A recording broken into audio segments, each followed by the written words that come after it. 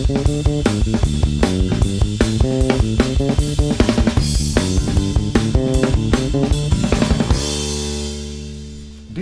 ladies and gentlemen, is the Metz Mecablitz 64 AF-1 digital. It is a flashlight, a speedlight that mounts on top of your camera, or you can mount it on a light stand, for example,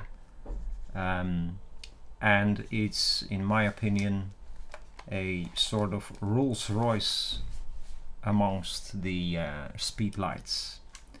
The first thing that I'm going to show you is that I'm using Eneloop Pros to power this beauty, but there's a capability to power it with a Metz power pack.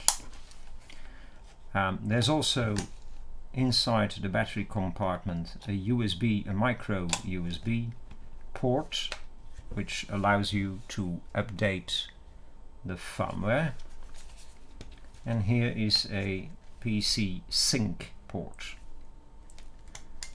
So let's close down that. The the 64 AF-1 is a special, it's kind of special because you have here a complete LCD screen, which is touch screen, not quite as what you're used from a smartphone, for example, because you cannot scroll as you're used from your iPhone or whatever, but you can scroll down with the buttons. And this speed light has several modes, actually a lot of modes.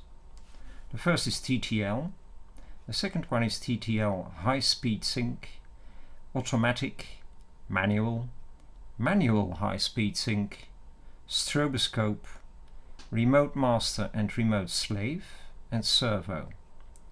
Remote master and remote slave are both settings or modes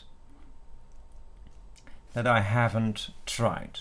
What I have tested with this flashlight is TTL HSS, manual, and servo. And servo is the slave function, the optical slave function that we all know from manual flashes. So it allows you to put this flash in a manual mode, but there's a twist, because in servo mode you can let this flash learn the flash characteristics of your master flash.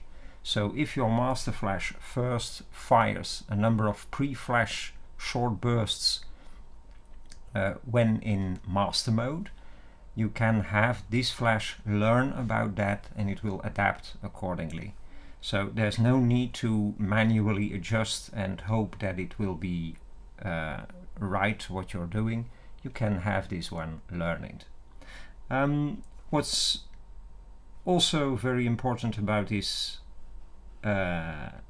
speedlight is that it gives you information about the flash itself, and it even gives you information about the position of the head.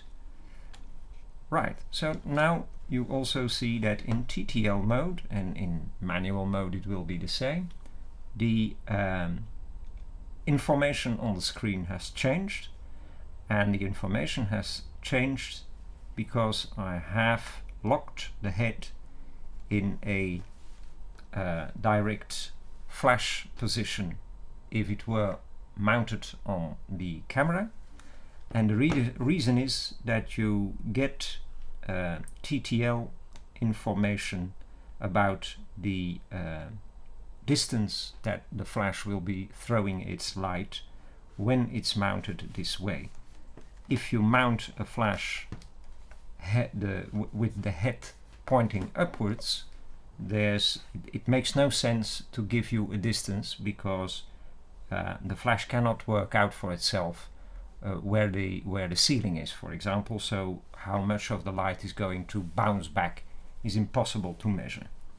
The screen also gives you access to parameters. So in TTL mode, for example, we have EV, zoom, f-number and ISO. When I'm going to scroll down to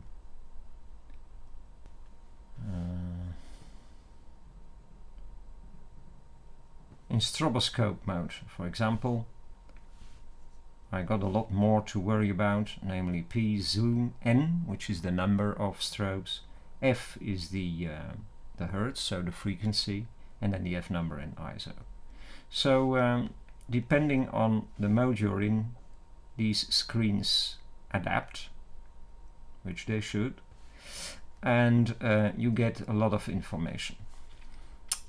What else is so special about this flash? Well, it has a small flash up front, so that if you, for example, are bouncing off, you can still have the flash throw some light directly towards the subject. And in automatic mode, the flash works out for itself what its light output, its power should be, and this is the sensor that it uses, so it throws a beam of infrared towards the subject. It only works, by the way, with the head in the front position, and it works out all for itself what the light output should be in order to create a well exposed photograph. I've tested all of these modes and all of these capabilities, and it works like a charm.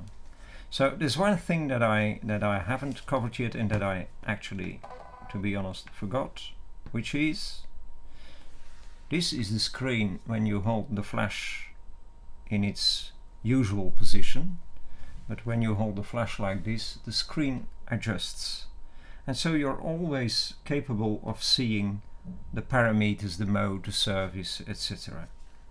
So it's, in my opinion, one of the best flashes that I've ever tested. So here you have it. It's a dream of a flash. It has all the nice features. It has stroboscope. It has even a sort of stroboscopic mode where you throw light for 3 seconds on your subject in order to be capable to see how the light output will work out, so that you can correct if that is not what you want before actually shooting the image. And that's the 64 AF-1 digital for you. Thanks for watching.